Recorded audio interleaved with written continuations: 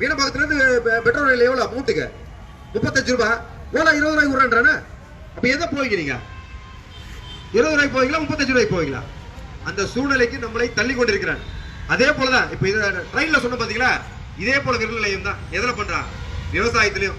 இன்னைக்கு நம்மளுக்கு வந்து என்ன ஆயிடுச்சு பாத்திருப்பீங்க டிவியில, கிட்டத்தட்ட ஒரு வார காலமாக எல்லா இடத்திலும் விவசாயிகள் போராட்டம். பஞ்சாப் ஹரியானா மாநிலங்களில் இருந்து எவ்வளவு 97,000 டிராக்டர், கிட்டத்தட்ட 17 கிலோமீட்டர்கள் தேசிய நெடுஞ்சாலைகளை ஆக்கிரமிச்சிருக்காங்க.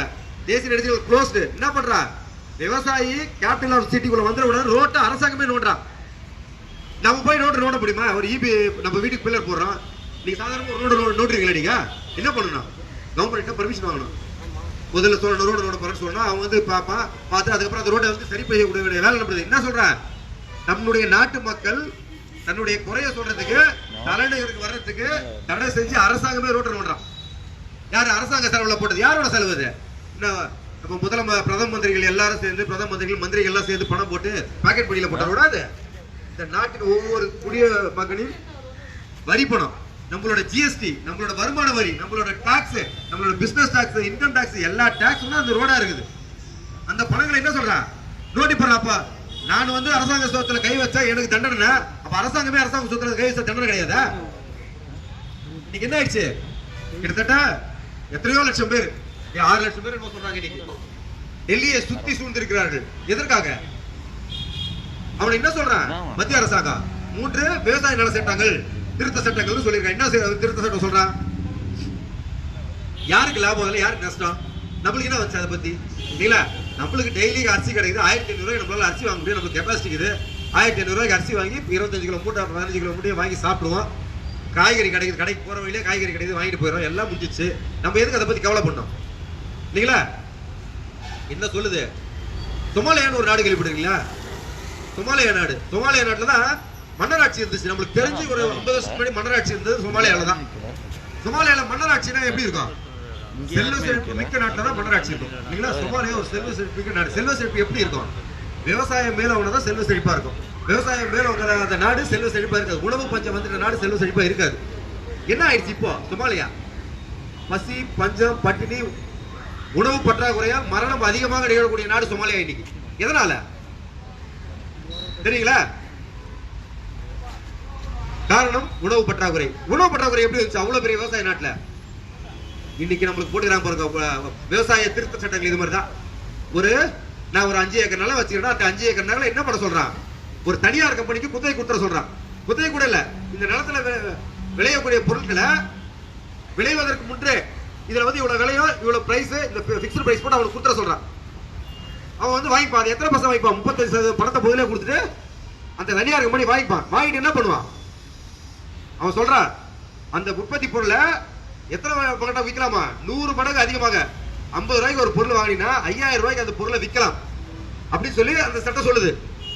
5000 ரூபாய்க்கு விற்கலாம், யார் அதில் பாதிக்கப்பட போறது, நீ நான் தான் பாதிக்கப்பட போறோம். 100 மடங்கு ஒரு விவசாய பொருள் உற்பத்தியில வந்து விவசாயத்தை அன்னைக்கு முன்னாடியே முடிவு பண்றான். அடுத்த 12 மாசத்துக்குள்ள இவ்வளவு விலையேற்றம் இருக்கும் சொல்லி முன்னாடியே ப்ரீ அசம்ப்ஷன் பண்ணி அந்த விலையேற்றத்தை நிர்ணயிச்சா யாரு பாதிக்கப்பட போறது, நம்ம தான்.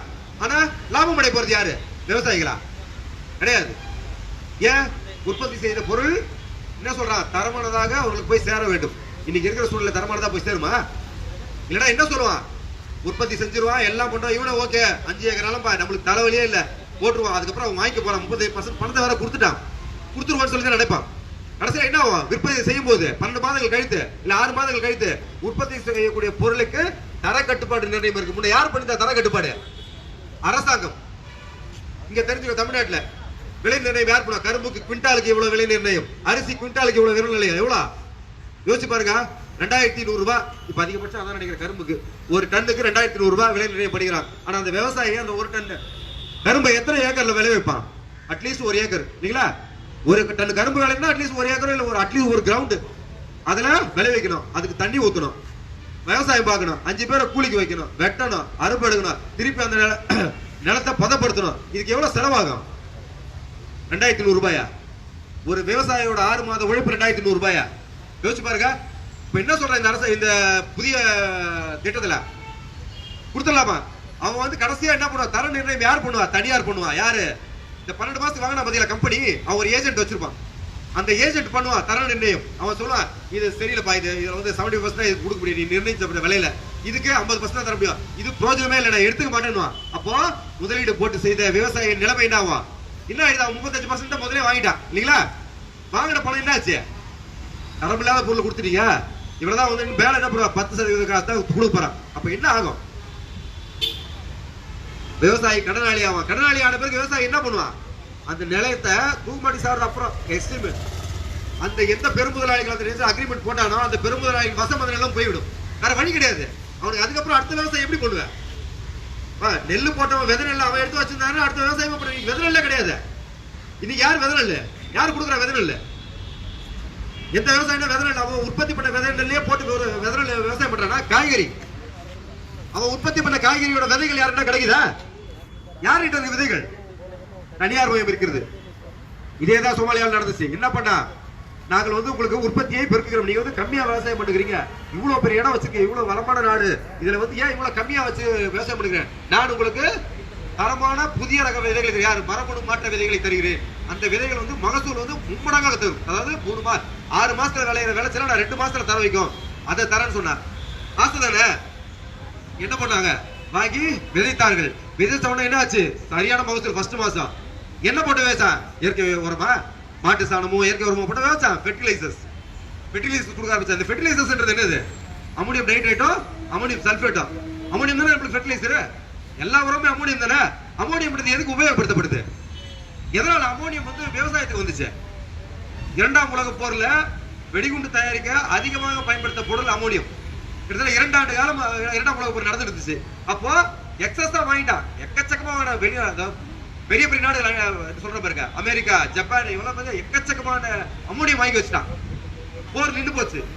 வாங்கினது என்ன பண்ணுவான்? குண்டு போட்ட இடங்கள் இருக்கு இல்லையா?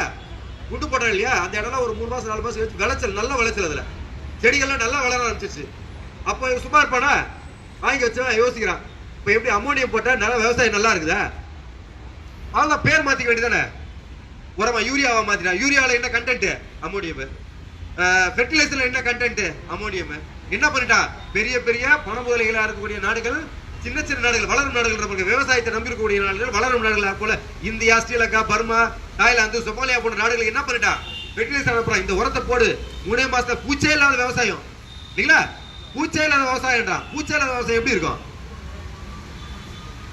ஒரு மனுஷன் செத்துட்டான்னா 24 மணி நேரத்துல உடம்பு டீகம்போஸ் ஆயிடும். வயிறு வீங்கிடும். வயிறு வழியா எந்தெந்த 9 தாரத்துல நீர் வெளியேறிடும். 36 மணி நேரத்துல உடம்பு அழுகிடும், புழு வச்சிடும். 4வது நாள் தண்ணி விட்டுரும் பாடி. அதான மனுஷன் உடம்போட இயல்பு. ஒரு தக்காளியோட இயல்பு என்ன? இன்னைக்கு தக்காளி வாங்கிச்சுன்னா 3 நாள் மேல தக்காளி நல்லா இருக்காது. செங்காயம் வாங்கி வச்சா கூட நல்லா இருக்கு. அப்படியே நம்ம தக்காளி பாத்துக்கிறோம். இன்னைக்கு 1 கிலோ தக்காளி வாங்கிச்சுன்னா 1 மாசம் யூஸ் பண்ணலாம். தோல் கூட சுருங்கிறது கிடையாது. உள்ள பூச்சி இருக்கா? பூச்சி புழு எதுனா இருக்கா? கிடையவே கிடையாது. ஏன் வரல பூச்சி புழு? வந்து என்ன ஆகும்? பூச்சி புழு செத்து வராது. பூச்சி புழு மருந்துகளை, அதாவது என்ன, இந்த மாதிரி உரங்களை பயன்படுத்தி தயாரிக்கப்பட்ட தக்காளி.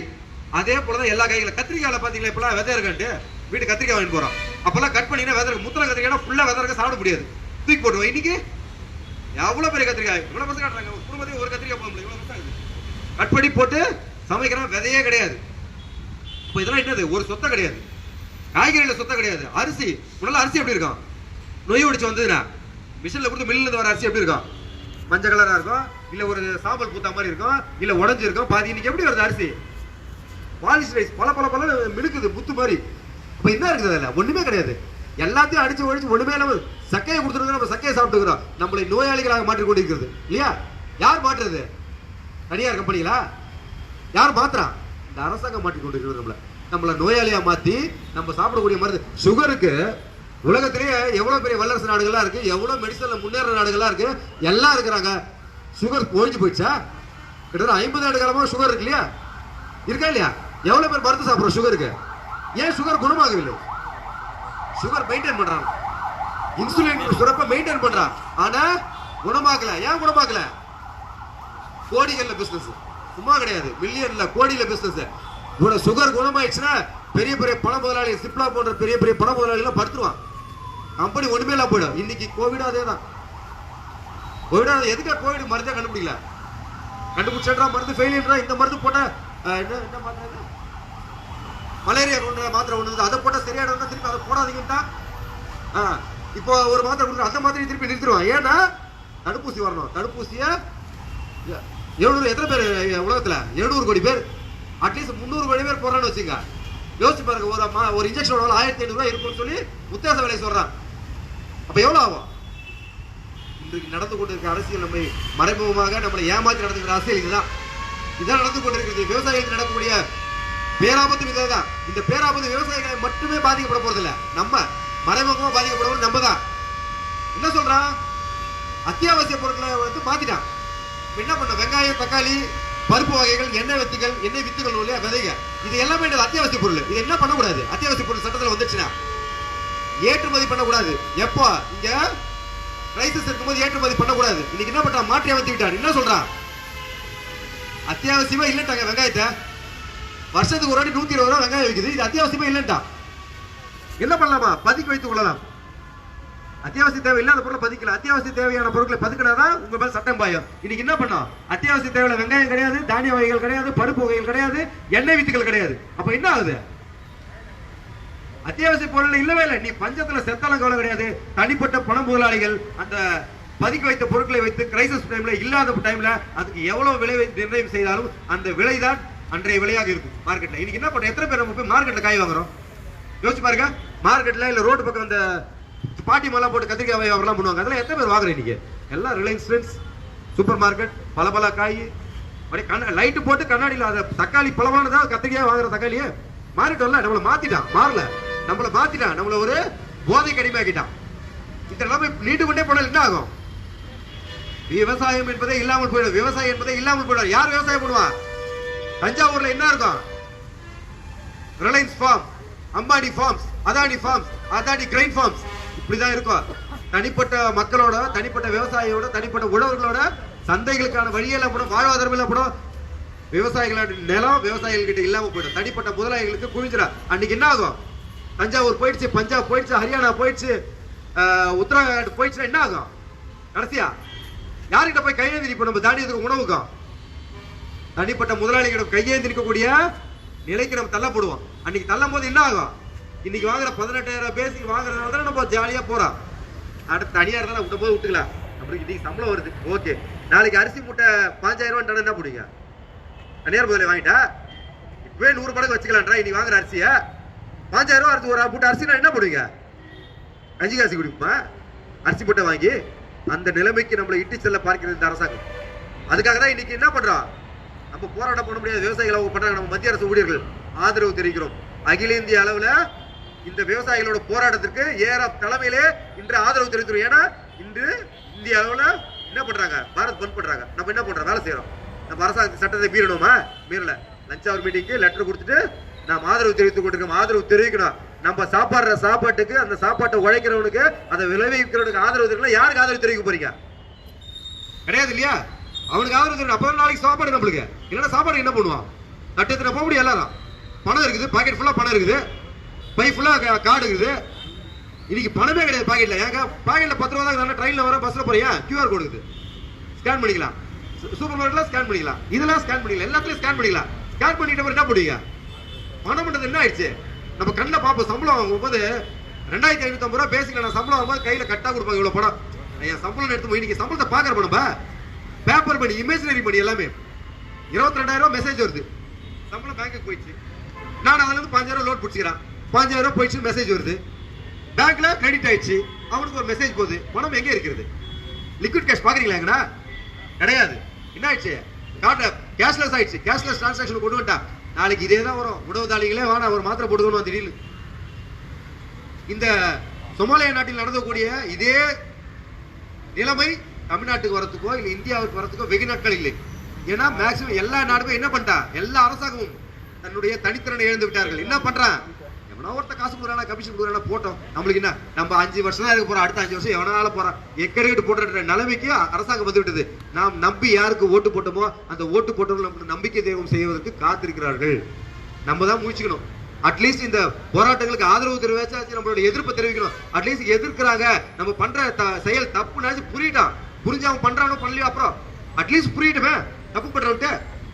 இன்னைக்கு சொல்றான், நம்ம இங்க ஒர்க் ஷாப்ல கூட பிரச்சனை வருது, சத்தம் போடுறோம், ஏஐ சொல்றோம், டி தப்பு பண்றான்றோம். நம்மளுடைய ஏடி எடுத்துக்க எவ்வளவு பிரச்சனை இருக்குது, எவ்வளவு பேசுறோம். காலையில நம்ம கிட்ட ஒரு பேச்சு பேசுறோம், சாயந்தரம் ஒரு பேச்சு மாத்துறாரு. இந்த 25ஆம் தேதி 26ஆம் தேதி க்ளோஸ் பண்ணாங்க இல்லையா, ஷெட்டு க்ளோஸ் பண்ணிட்டு இல்லைங்களா, க்ளோஸ் ஆல்டே இல்லையா, மெசேஜ் வந்துச்சுல, மெசேஜ் கூட நான் போட்டோம். இன்னைக்கு ஷெட்டுக்கு வர வேணாம், க்ளோஸ் ஆல்டே பேசியாச்சு நிர்வாகத்திடம். என்ன சொன்ன, என்ன பேசலாம், 25ஆம் தேதி ஷெட் எப்படி சார் நாளைக்கு 2 ஆகுதுன்னு கேட்குறேன். சாயந்தரம் எத்தனை மணிக்கு, 7:30 மணிக்கு கடத்தலாம். 7 மணிலேருந்து டிக்கு சீனடிக்கு ட்ரை பண்ண யாருமே எடுக்கல. அதுக்கப்புறம் 8 மணிக்கு சீனடி அவர்கள் வந்தார். கேட்குறோம், என்ன சார் எப்படி சார் ஷெட்டு க்ளோஸுக்கு இல்லை, யார் ஏடிஆர்எம் வந்து அப்ஜெக்ட் பண்றாரு. எதுக்கு சார் அப்ஜெக்ட் பண்றாரு, கேரளா யோசில் வந்து க்ளோஸ் ஆல்டே கொடுத்துட்டேன், ஐசிஎஃப் க்ளோஸ் ஆல்டே. ஒர்க் ஷாப்பு நம்ம செங்கல்பட்டு டிஸ்ட்ரிக்ட்ல இருக்கிறோம், ஆவடி வந்து திருவள்ளூர் டிஸ்ட்ரிக்ட். இது 2 டிஸ்ட்ரிக்ட்டுமே ரெட் அலர்ட் கொடுத்துருக்கேன். எப்படி நீங்க வேலைக்கு வர வைக்க முடியும்? இல்ல அவர் வந்து ஆல்டர்னேட் டேஸ் வேலை செஞ்சா வரலான்றாரு இருந்தாரு. சரிங்க, நீங்க கொடுக்கவே வேணாம், ஆல்டர்னேட் செய்ய வேணாம். நாங்க வந்து நீங்க அதை கொடுக்க லீவே எடுக்கல, ரோடு கிடையாது, பஸ் நிறுத்திட்டான், ஸ்டேட் கவர்மெண்ட் பஸ் நிறுத்தினா, ஸ்டேட் கவர்மெண்ட் ஹாலிடே அனௌன்ஸ் பண்ணிட்டானா, மொத்தமா ஹாலிடே 2 நாளும் ஸ்டேட் கவர்மெண்ட் அரசாங்க விடுமுறை கொடுத்துட்டான். ட்ரெயின் ஓடல, நம்மளுக்கு ட்ரெயின் நிறுத்தியாச்சு. முன்னால 1 மணில இருந்து ட்ரெயின் நிறுத்தியாச்சு 2 நாளுமே. அதுக்கப்புறம் என்னாச்சு, ரோடு ஃபுல்லா தண்ணி. சம்பரமாக ஏறி தரத்துல இந்த பக்கம் ஊர் பக்கம் தாண்டி வர முடியாது, இந்த பக்கம் எல்லா ரோடும் சாச்சுரேட்டடு, ரோடு வழியா வர முடியாது. அரசாங்கம் என்ன உத்தரவு போடுது, என்ன உத்தரவு போடுச்சு தமிழ்நாடு அரசாங்கம்? முன்னால தனிப்பட்ட உங்களுடைய சொந்த வாகனத்தில் கூட தேவையில்லாமல் வெளியே வராதீங்க உத்தரவு போடுறான். போட்டாரா இல்லையா? ரோடு எல்லாம் போலீஸ் இருந்தாங்க. யார் போனாலும் இப்ப எங்க போறீங்க, வேணா வீட்டுக்கு போங்க, திருப்பி அமிச்சா எப்படி வேலைக்கு வர முடியும்? நான் தான் சீனியர் கிட்ட சொன்னேன், ரைட் சார் நீங்க ஸ்டேட்டை திறந்தே வச்சுக்க, ஆனா ஒரு எம்ப்ளாயி வர மாட்டா, என்ன பண்ண போறீங்க திறந்து வச்சுட்டு? இல்ல நான் ஏடிஆர் டிஸ்கஸ் பண்ணிட்டு சொல்றேன். சரி டிஸ்கஸ் பண்ணிட்டு சொல்லுங்க. டிஸ்கஸ் பண்ணி திருப்பி லைன்ல வராரு. வந்துட்டு இல்ல ஒரு நாள் ஆல்டர்னேட்டிவ் டே முதல்ல நாளைக்கு க்ளோஸ் பண்ணுங்க, ஆல்டர்னேட்டிவ் வைக்கலாமான்றத டிஆர்எம்க்கு லெட்டர் கொடுத்துருக்கோம். என்னட்டு க்ளோஸ் ஆல்டே எல்லா இடத்துலயும் ரயில் இல்ல, மழை இப்ப பிரச்சனை, வேலைக்கு வர முடியாதவர்கள் இருந்தாங்கன்னா அவங்க எல்லாருக்கும் எஸ்சிஎல் தரப்பட வேண்டும் சொல்லி யாருக்கு, டிஆர்எம்க்கு கடிதம் கொடுத்துருக்கு. யாரு, தொழிற்சங்கம் கொடுத்துருக்கு. இங்க இருக்கக்கூடிய தேர்ந்தெடுக்கப்பட்ட ஒரே தொழிற்சங்கமான எஸ்ஆர்பி பேரியக்கம் டிஆர்எம் லெட்டர் கொடுத்துருக்கு. அந்த லெட்டர் ரிப்ளை பண்ணுமா இல்லையா? டிஆர்எம் பண்ணுவார் இல்லையா? டிஆர்எம் அடிக்க மறுநாளே கொடுத்துருவாரு. நான் நேற்று கூட்டிங்க இன்னைக்கு எஸ்சிஎல் கொடுப்பாரா? காத்திருக்கணுமா இல்லையா? இன்னைக்கு டிஆர்எம் கோவிட்-19 பாசிட்டிவ். அவரு டிஆர்எம் கொரோனா வந்துச்சு, அவருக்கு அவர் பாசிட்டிவ் இருக்கிறாரு. இன்னும் 14 நாளைக்கு அவர் வரமாட்டாரு. என்ன சொல்றாங்க இருக்கிற ஏ என்ன சொல்றாரு, மறுநாள் வந்துட்டு வேலை என்னங்க அது பாத்துல நாளைக்கு சனிக்கிழமை பாத்துல லெட்டர் கொடுத்துருக்கு. ஆவடி கார்ஷெட் ஒன்று அதே மாதிரி வேலை செஞ்சு ஆவடி கார்ஷெட் அவங்க முடிவு எடுக்கல. நம்மளும் இங்க வந்து டிஆர்எம் லெட்டர் கொடுத்துருக்கோம். டிஆர்எம் கிட்ட முடிவு வரட்டும். டிஆர்எம் சொன்னா நம்ம செய்ய போறோம் இல்லையா? இன்னொரு ஸ்டேட்டஸ் என்ன செய்ய போறோம்? நம்ம எதுக்கு அவ்வளவு அவசரப்படுறீங்கன்னா அப்படின்றீங்களா? சரி எவ்வளவு நாள்ல வரும்னாரு தெரியல சார். டிஆர்எம்க்கு கொரோனா 14 நாள் அவர் வரத்துக்கு ஆகும். அதுக்கப்புறம் எத்தனை நாள் ஆகும் தெரியாது. நீங்க வேணா கேட்டு சொல்லுங்க. நான் எப்படிங்க டிஆர்எம் கிட்ட பேச முடியும்? அப்ப தெரியுதுல உனக்கு, உன்னால டிஆர்எம் கிட்ட பேச முடியாது, போன் கூட பண்ண முடியாது, அதுக்கு உனக்கு சட்டம் இடம் கொடுக்காது. நீ டிஆர்எம் பண்ணிலாம் பேச முடியாது. டிஆர்எம் விஷயம் தெரிஞ்சு உனக்கு போன் பண்ணி கேட்டா பதில் சொல்லலாம். நீ உன்னால டிஆர்எம் கிட்ட பேசுறது கூட தகுதி கிடையாது உனக்கு. என்ன சொல்றான், என்னால பேச முடியாதுங்க, பார்த்து சீக்கிரம் செஞ்சிருக்கேன்னாங்க. சரி சார் நான் கேட்டு சொல்றேன், முடிவு சொல்றேன், வெயிட் பண்ணுங்க சொல்ற வரைக்கும். சாயந்தரம் எத்தனை மணிக்கு மீட்டிங்? 4 மணிக்கு எஸ்எஸ்சி மீட்டிங்ல சொல்றாங்க சனிக்கிழமை வேலை வச்சிடலாமா. எது அடிஷனல் ஒர்க்? எதுக்காக? 25ஆம் தேதி நாம் பணிமுறை மூடினதுக்காக சனிக்கிழமை வேலை வச்சிடலாம்னு சொல்லி இன்ஸ்ட்ரக்ஷன் யாருக்கு? எஸ்எஸ்சி கொடுக்குறேன். அப்ப எதுக்கு தொழிற்சங்கத்திட்ட பேசுற? நான் எங்க பேசி ஒரு சட்டம் வாங்கணுமோ அது வாங்க போறேன். அது வரைக்கும் காத்திருக்கணுமா இல்லையா? என்கிட்ட அட்லீஸ்ட் உனக்கு செய்யறதுக்கு யோகித்து இல்லை. நான் செய்யறதுக்கு காத்திருக்கிறேன், நான் லெட்டர் கொடுத்துருக்கேன், வரும் எனக்கு ரிப்ளை. இல்ல ஆவடி கார்ஷெட்ல முடிவு பண்ணுவாங்க, அந்த முடிவு வரப்போகுது. அது வரைக்கும் காத்தாச்சு இருக்கணும் இல்லையா? அப்படின்னு சொல்லுவேன். அது மாதிரி என்ன அவசரம் உனக்கு? என்ன பண்ற போற? நாளைக்கு மொத்தம் 15 வண்டி கொடுத்து 74 வண்டி பேக்கப் வச்சு முடிச்சிருக்கேன். நீ என்ன பண்ண போறோம்? இன்னைக்கு மில்ரைட்ல அதே மாதிரி மில்ரைட்ல கிரேன் ஆபரேட்டர்ஸ் இல்லீங்களா? எத்தனை வயசு எல்லா கிரேன் ஆபரேட்டருக்கும்? எல்லாருமே 55க்கு மேல. சந்துரு ஒருத்தர் தான் பொழுது கம்மியா வயசு. மத்த எல்லாருமே 55 வயதுக்கு மேல இருக்கிறவங்க தான். இன்னைக்கு என்ன சொல்றான், மெடிக்கல் அனுப்புறான். எதுக்கு? Crane operators. யாரு கிரேன் ஆபரேட்டர்? யாருன்னா டிசிக்னேட்டட் கிரேன் ஆபரேட்டர் இருக்காங்களாங்க பில்ரைட்ல? யாருன்னா டிசிக்னேட்டட் கிரேன் ஆபரேட்டர்? யாருன்னா சந்துரு மட்டும் தான் டிசிக்னேட்டட் கிரேன் ஆபரேட்டர். மத்த எல்லாருமே பேசினோம் தொழிற்சங்கம் சொல்லிச்சு வேலை செய்யறாங்க. இத்தனை நாளுமே இத்தனை வருஷமா அப்படிதான் போயிடுது. டிசிக்னேட்டட் கிரேன் ஆபரேட்டரே கிடையாது. இப்ப என்ன சொல்றான், மெடிக்கல் அனுப்புறான். யார? கிரேன் ஆபரேட்டர்ல எந்த கிளாசிபிகேஷன் அனுப்புறேன்? பி கிளாசிபிகேஷன் அனுப்பணும் சொல்லியிருக்காரு, ஏஐ சொல்லியிருக்காரு. எப்படி சொன்னாரு? லெட்டர் இருக்காதுங்கன்னா போர்ட் சர்க்குலர் இருக்கா? இது மாதிரி மெடிக்கல் அனுப்பணும். இவங்களுக்கு இந்த மெடிக்கல் கிளாசிபிகேஷன் கூட கிரேன்ல வேலை செய்யறாங்க, இவங்களுக்கு இப்படி இருக்கணும்னு சொல்லி மெடிக்கல் கிளாசிபிகேஷன் இருக்குதா? கிடையாது. இவங்க கிட்ட சர்க்குலர் கிடையாது. At least factory inspector, Tamil Nadu government factory inspector எதனா சொல்லியிருக்கானா? இது மாதிரி மெடிக்கல் கிளாசிபிகேஷன் டெஸ்ட் அப்சாதான் இவங்க வேலை செய்யணும்னு சொல்லியிருக்கானா? கிடையாது. கேரேஜ் ஹவுஸ்ல ட்ரெயினுக்குன்னு தனி டிபார்ட்மெண்ட் இருக்குது, அங்கதான் ட்ரைனிங் அனுப்புறோம். அவங்க கிட்ட சர்க்குலர் வாங்கிருக்கீங்களா? கிடையாது. ஆவடி காஸ்டில் இதுக்கு முன்னாடி ட்ரைனிங் அமைச்சிருக்கானா, மெடிக்கல் அமைச்சிருக்கானா? கிடையாது. சரிப்பா, அது எதுவுமே கிடையாது. Training medical அமைச்சிட்டேன். 55 வயதுக்கு மேல உள்ளவங்களுக்கு பார்வை எப்படி இருக்கும்? அப்படியே பார்த்த உடனே அரிசியில கல்லு பொறுக்கிற மாதிரி இருக்குமா? எள்ளு போட்டா எள்ளு எடுக்கலான்ற மாதிரி இருக்குமா? கிடையாது. சுகர் பேஷண்டா இருப்பாங்க, பாதி பேர் சுகர் பேஷண்ட், எனக்கே தெரியும். பிரஷர் எல்லாருக்கும் நார்மலா இருக்குன்னு நினைக்கிறீங்களா? 55 வயதுக்கு மேல. சரி, இவங்க எல்லாம் போறாங்க, நம்ம கிட்ட யாருக்கு தெரியும்? ஏசிஎம்எஸ், சிறப்பான ஏசிஎம்எஸ், எல்லாருக்கும் கான்ஃபிடன்ஸ் கொடுப்பாங்க. யாருமே இந்த வேலை செய்யக்கூடாதுன்னு சொல்றாங்க. சரி, யாருமே வேலை செய்யல. மறுநாள் யார் இந்த கிரேன் ஆபரேட்டர் வேலை செய்வா? அதுக்கு ஆல்ரெடி ரெடி பண்ணி வச்சிருக்கியா? 2 பசங்களை அட்ஜஸ்ட்மெண்ட்ல கூட்டு வந்தா நம்ம தான் உள்ள இருத்தி வச்சோம். என்ன பண்ணிட்டா? ஐயோ, அவங்க அந்த இடத்துல வேலை செய்யணும், ஆர்டர் பண்ண வரக்கூடாதுன்னு சொல்லி அவங்க 2 பேரையும் திருப்பி அமைச்சிட்டேன். இன்னைக்கு யார் கிரேன் ஆபரேட்டர்? ஒரே ஒரு கிரேன் ஆபரேட்டர், சந்துரு. சந்துருக்கும் தெரியும் மெடிக்கல் கிரைசிஸ் அவருக்கு இருக்கு, அவராலையும் வர முடியாம போயிடுச்சு. அப்ப நாளைக்கு வண்டி எப்படி இருக்கும்? நீ யோசிச்சு தான் பண்றியா, இல்ல முட்டாள் மாதிரி தான் பண்றியா, இல்ல எதனா பண்ணணும்னு பண்றியா? எதனா பண்ணா வீட்டுல உட்காந்து பண்ண வேண்டியதானே. உனக்கு வேணா எடுத்துக்கோ, கோமா அப்படின்னு நினைச்சு வீட்டுல உட்காந்துக்கோ. வீட்டுல உட்காந்து எதனா பண்ணிக்கடு. எதுக்கு இங்க வந்து வீட்டுல தெத்திடுறாங்களான்னு தெரியல. அதனால இங்க வந்து தேவையில்லாத வேலைங்க. இப்ப நாளைக்கு ஃபுல்லா மெடிக்கல் அனுப்புறேன், மெடிக்கல் அனுப்பிச்சு எல்லாருமே அன்ஃபிட் பண்ணிடுறாங்க. யார் கிரேன் ஆபரேட் பண்ணுவோம் மறுநாள்? திருப்பி என்ன சொல்ல? அதை நான் பாத்துக்கிறேன். ஏன்னா இவங்க எல்லாமே இதுதான் எம்எஸ்சி முடிச்சுட்டு டைரக்டா பிஏபிஎல் முடிச்சு எல்லாம் எம்பிபிஎஸ் முடிச்சுட்டு எம்எட் முடிச்சவங்க. இவங்களே சொல்றாங்க, பரவாயில்ல நான் அட்ஜஸ்ட் பண்ணிக்கிறேன், நீ போய் கிரேன் ஏறிடுவாங்க. யாரு அன்ஃபிட் ஆனவன சொல்லுவாங்களா மாட்டாங்களா? இவங்களுக்கு வேலை நடந்துடணும், எக்கேடு கேட்டு போனாலும் வேலை நடந்துடணும். எவன் சத்தால இருந்தாலும் வேலை நடத்தணும், போய் வேலை பாருவா. இப்ப அதான் சொல்லியிருக்கிறோம், கிரேன் ஆபரேட்டரா யார் இருக்காங்களோ அவங்க மட்டும் தான் கிரேன் ஆபரேட் பண்ண போறாங்க. நாளையில இருந்து கிரேன் ஆபரேட் இல்லாதவங்க, டிசிக்னேட்டர் கிரேன் ஆபரேட் இல்லைன்னா கிரேன் ஆபரேட் பண்ண தேவையில்லை. அவங்க போய் செக்ஷன் வேலை பாருங்க. அவங்களுக்கு என்ன வேலை கொடுக்குறாங்களோ, பில்ரேட் வேலை இருக்கு இல்லையா, பில்ரேட் வேலையை பார்க்கட்டும். கிரேன் ஆபரேட் டிசிக்னேட்டர் யாரோ அவர் போயிட்டு கிரேன் வேலை பார்க்கட்டும். அப்படி பண்ணாதான் தெரியும் அவங்களுக்கு என்ன பிரச்சனை இருக்குன்னு தெரியுமா இல்லையா? ஃபீல்டுல எப்படி வேலை வாங்குறீங்க? 3 வருஷம் எப்படி வேலை செய்யுங்க? எந்த நம்பிக்கையின் பேர்ல அவங்க வேலை செஞ்சாங்க? ஒன்னு என்ன பண்ணுவா? இப்ப போயிட்டு வந்து மெடிக்கல் ஃபிட் வாங்கிட்டு வந்துருவாங்க. வந்தவங்க என்ன பண்ணுவாங்க? ஏற்கனவே சட்டம் இருக்குது, 55 30 வருஷம். இதுல எது முன்னாடி வருதோ அவங்களை வீட்டுக்கு அனுப்பிச்சிடலாம். அந்த முன்னாடி வரதை எப்படி பண்ணுவான்? மெடிக்கல் கிளாசிபிகேஷன் மூலமா தான் பண்ணுவாங்க இல்லையா? 55 வயதுக்கு மேலே இருக்கு, வேலை செய்யறதுக்கு தகுதி இருக்கா இல்லையான்னு கிளாசிபிகேஷன் பண்ணுவானா இல்லையா? பண்ணுவான். அப்ப பண்ண போது உங்களுக்கு மெடிக்கல் கிளாசிபிகேஷன் இல்லைன்னா என்ன பண்ணுவான்? ஒரு சட்டம் கண்டிப்பா வீட்டுக்கு அனுப்பிச்சா ஒரு சட்டம் வந்துச்சுன்னு வச்சுக்க, முதல் ஆட்களாக இவங்க தான் வீட்டுக்கு போவாங்க. இதுக்கு தான் வழிவகை பண்றா யாரு? இங்க ஒரு ஆல்ரெடி ஒரு சீரடி இருந்தாரு சௌத்ரின்னு சொல்லி. இன்னைக்கு நம்ம ஷெட் இருந்திருக்காது, பாதி ஷெட் இருந்திருக்காது. என்ன ஆயிருக்கா? பிஜி கன்வென்ஷன் அப்ப ஆளே இல்ல, ஒண்ணுமே இல்ல, ஷெட்டை மூட்டு போயிட்டு இருப்பாங்க. இன்னைக்கு பாதிக்கு பாதி கூட ஆள் இருந்திருக்காது. என்ன பண்ணாரு சௌத்ரி? இந்த பணிமனையை காப்பாற்றணும், இங்க இருக்கிற தொழிலாளிகளை காப்பாற்றணும். நாளைக்கு இங்க ரயில்வே பணிமனை இருக்க வேண்டும், இங்க தொழிலாளிகள் வாழ வேண்டும், அவங்களுக்கு வாழ்வாதாரம் இருக்க வேண்டும். என்ன பண்ணாரு? ட்ரைனிங் அமைச்சார் ஆவடிக்கு. எத்தனை 6 மாத காலமும் ட்ரைனிங். எங்க? ஆவடியில பிஜி கன்வர்ஷன் ட்ரைனிங். அனுப்ப வேண்டிய அவசியமே இல்ல, சட்டம் எதுவும் போர்டு சொல்ல, யாருமே சொல்ல. இங்க இருக்கக்கூடிய சௌத்ரின்ற சீனடி புத்திசாலித்தனமாக சமயோஜித புத்தியோடு தொழிற்சங்கத்தோடு கலந்து வாசித்து அந்த முடிவு எடுத்தாரு. இன்னைக்கு இத்தனை பேர் இருந்து இங்க ரிட்டையர்ட் ஆகிறோம். ஆனா இன்னைக்கு கூடிய நிர்வாகிகள் அதிகாரிகள் எப்படி இருக்காங்க? இதெல்லாம் யோசிக்கிறாளா? நாளைக்கு எம்ப்ளாயி எக்கேடு கேட்டு போனாலும் பரவாயில்ல, இங்க எஸ்எஸ்சிக்கே முடிவு பண்ணிட்டாங்க. எஸ்எஸ்சியை கேட்டா சொல்லுங்க, சிஆர்ல கை வச்சுருவாங்க. உங்க சிஆர் முக்கியமா, இங்க ஒரு எம்ப்ளாயோட உயிர் முக்கியமா? நீ சிஆர் வாங்கி சந்தோஷமா போயிடுவீங்க, எம்ப்ளாய் செத்து போயிடா, குடும்பத்துக்கு யார் பார்த்து சொல்லுவா? சொல்லுங்க. நீ ஒரு எஸ்எஸ்சி கிட்ட சொல்றாங்க, மிலிட்டரி செக்ஷன்ல சொல்ற, போயிட்டு உங்க ஏஐ கிட்ட சொல்லுங்க. நான் சொன்னா ஏஐ கேட்க மாட்டேங்கிறார். நீ சொன்னா ஏஐ கேட்க மாட்டேங்க, எதுக்கு போய் மீட்டிங்ல உட்கார்ற? மறுநாள் உட்காராத மீட்டிங்ல. நான் சொன்னா என் வார்த்தையை நீ கேட்க மாட்டேங்கிற, என் செக்ஷனோட பிரச்சனை, என் எம்ப்ளாயோட பிரச்சனை, இங்க இந்த பிரச்சனை இருக்குதுன்னு வந்து நான் கூட சொல்றேன். நான் சொல்றதை கேட்க மாட்டேன், நீ ஏன் மீட்டிங் போற? போகாத. உனக்கு மரியாதை இல்ல இடத்துல எதுக்கே போய் உட்கார்ற? டீ கூட கொடுக்குது இல்லையா உனக்கு? கஷ்டமா இருக்குது. நான் வேணா அடுத்த வாரம் டீ கேண்டீன் தான் அனுப்ப சொல்லலாம். எதுக்கு போய் உட்காருங்க மீட்டிங்ல? இங்க இருக்கக்கூடிய தொழிலாளிகள் பிரச்சனை எங்க பேசுறதுக்கு எதுக்கு மேல போய் உட்காருங்க?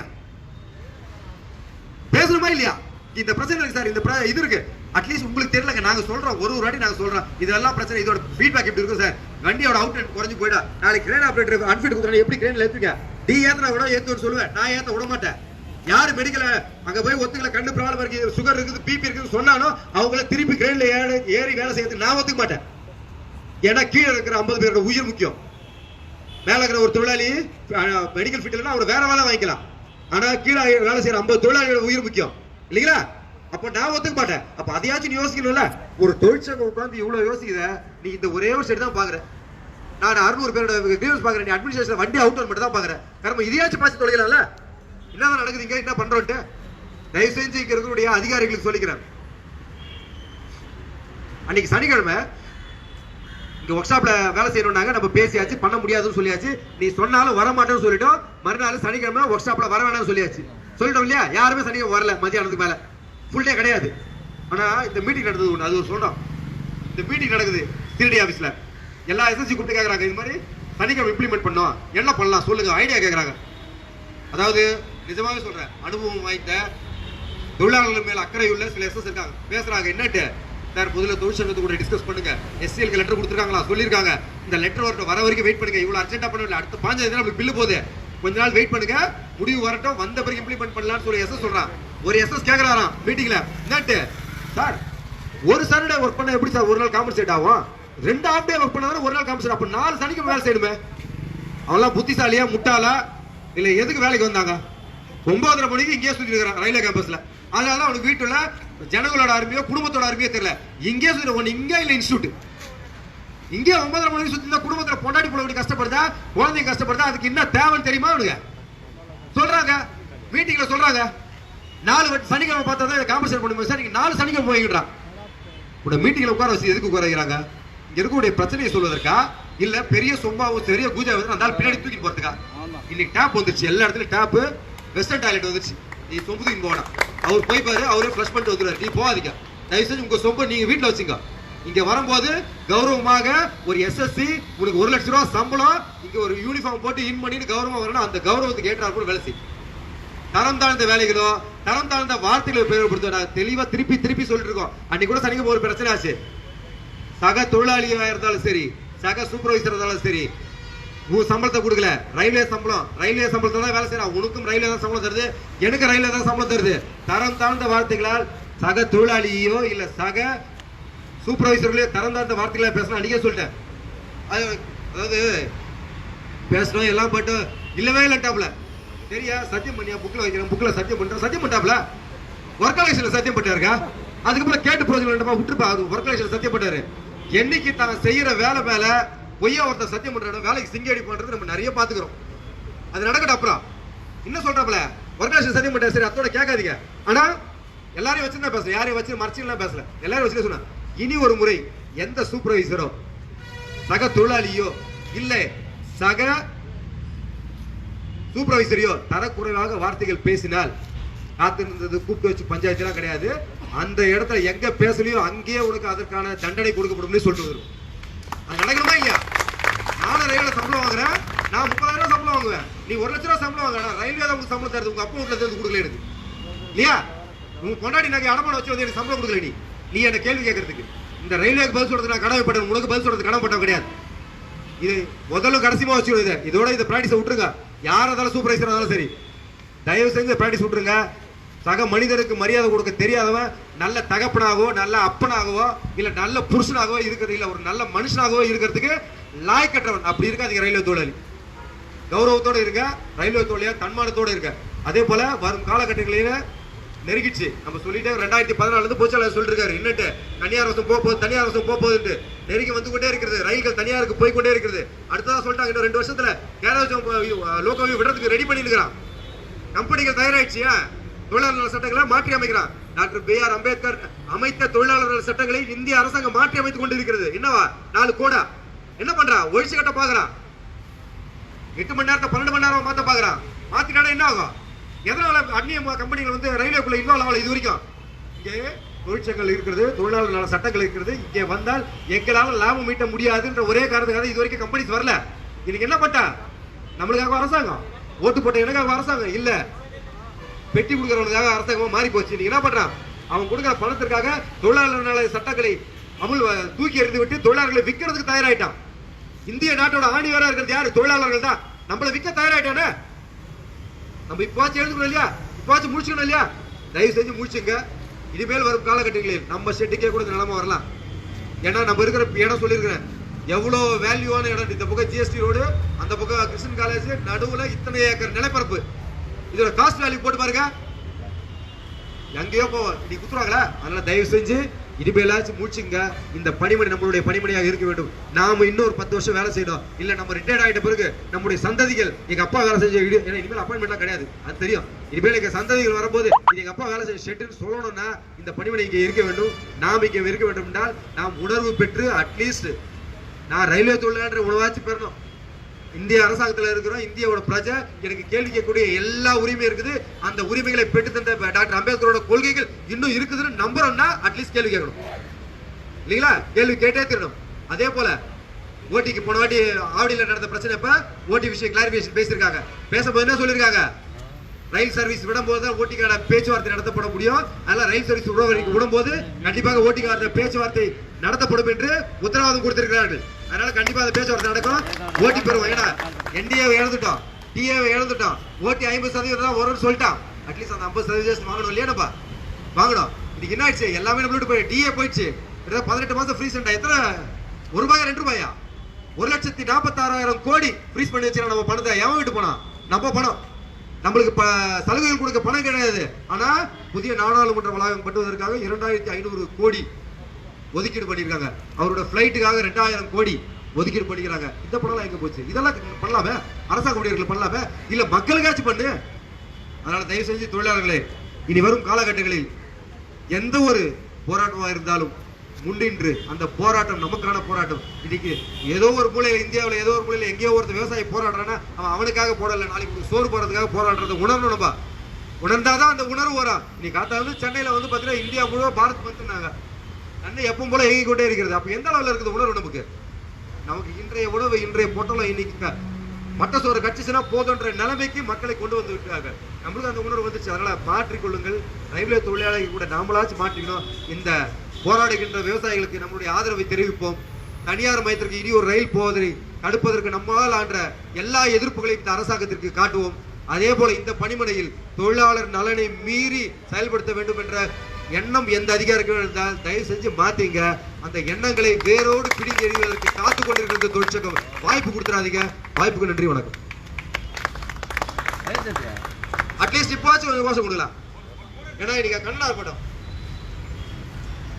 சதாந்திர மசூரியன் வாழ்க, செயலாளர் கண்ணையா வாழ்க, செயலாளர் கண்ணையா வாழ்க, இயக்கத் தலைவர் ராஜா ஸ்ரீதர் வாழ்க, இயக்கத் தலைவர் ராஜா ஸ்ரீதர் வாழ்க, செயலாளர் பால் மேக்கல் ஜான்சன் வாழ்க. ஜிந்தாபாத் ஜிந்தாபாத் ஜிந்தாபாத் ஜிந்தாபாத் ஜிந்தாபாத் ஜிந்தாபாத் ஜிந்தாபாத் ஜிந்தாபாத். எஸ்ஆர்எம்யூ ஜிந்தாபாத், எஸ்ஆர்எம்யூ ஜிந்தாபாத், ஜிந்தாபாத் ஜிந்தாபாத் ஜிந்தாபாத் ஜிந்தாபாத். ஏஆர்எஃப் ஜிந்தாபாத், ஏஆர்எஃப் ஜிந்தாபாத், ஜிந்தாபாத் ஜிந்தாபாத் ஜிந்தாபாத் ஜிந்தாபாத். கண்ணையாஜி ஜிந்தாபாத், கண்ணையாஜி ஜிந்தாபாத், ஜிந்தாபாத் ஜிந்தாபாத் ஜிந்தாபாத் ஜிந்தாபாத். ராஜா ஸ்ரீதர் ஜிந்தாபாத், ராஜா ஸ்ரீதர் ஜிந்தாபாத், ஜிந்தாபாத் ஜிந்தாபாத் ஜிந்தாபாத் ஜிந்தாபாத். மிஸ்ராஜி ஜிந்தாபாத், மிஸ்ராஜி ஜிந்தாபாத். அனுமதியோம் அனுமதியோம் அனுமதியோம் அனுமதியோம். தனியார் மையத்தை அனுமதியோம், தனியார் மையத்தை அனுமதியோம், அனுமதியோம் அனுமதியோம் அனுமதியோம் அனுமதியோம். தனியார் மையத்தை அனுமதியோம், தனியார் மையத்தை அனுமதியோம். பறிக்காதே பறிக்காதே பறிக்காதே பறிக்காதே பறிக்காதே பறிக்காதே பறிக்காதே பறிக்காதே. தொழிற்சங்க உரிமையை பறிக்காதே,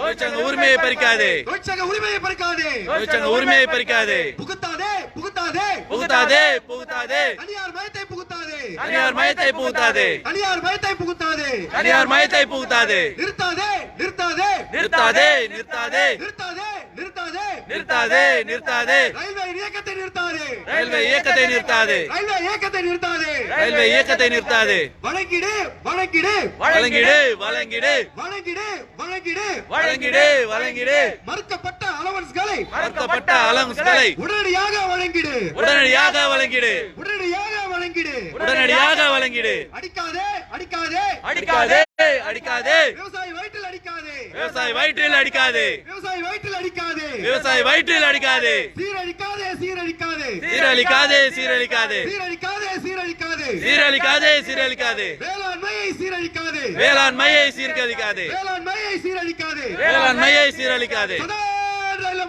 வாழ்க, செயலாளர் கண்ணையா வாழ்க, இயக்கத் தலைவர் ராஜா ஸ்ரீதர் வாழ்க, இந்தியன் ரெவென்யூ ஃபெடரேஷன் வாழ்க, இந்தியன் ரெவென்யூ ஃபெடரேஷன் வாழ்க. ஒர்க்கர்ஸ் யூனிட்டி வாழ்க, ஒர்க்கர்ஸ் யூனிட்டி வாழ்க.